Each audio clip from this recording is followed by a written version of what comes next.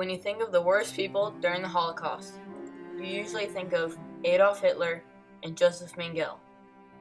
But they are not the only ones.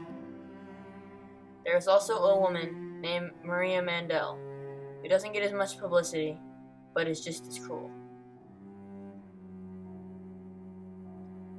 Maria Mandel was part of Hitler's evil Nazi movement to extinguish the Jews.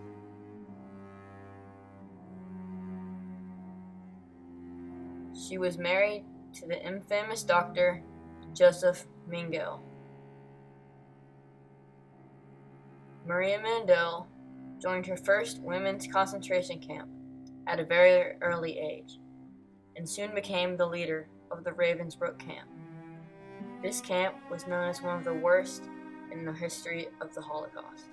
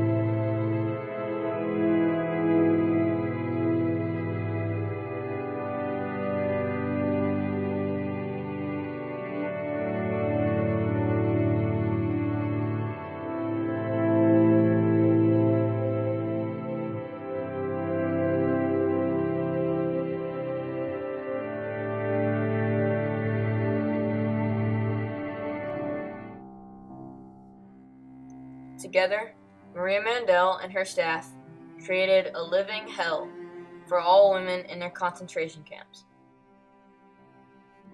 They did the most unthinkable things to women and even children. Maria Mandel would stand at the gate of her concentration camp as women arrived, and if you did as much as take a glance at her, she would kill you instantly. All the inmates in her camp called her the Beast. Maria Mandel is responsible for the death of 500,000 Jewish, Gypsy, and disabled women.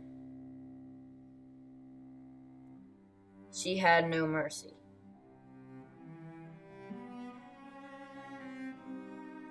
Just like her husband, Maria Mandel would do very cruel things to the women in the camp.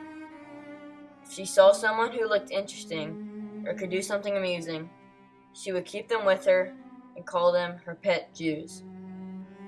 But once she grew bored of them, they had no future. It was straight to the gas. Maria Mandel also did many experiments on all the inmates. Another terrible thing she did to the women was force them into prostitution. After the Holocaust, she was hunted down for her cruel acts and put on trial in 1947. The final decision was death, and Maria Mandel was hanged on January 24th, 1948.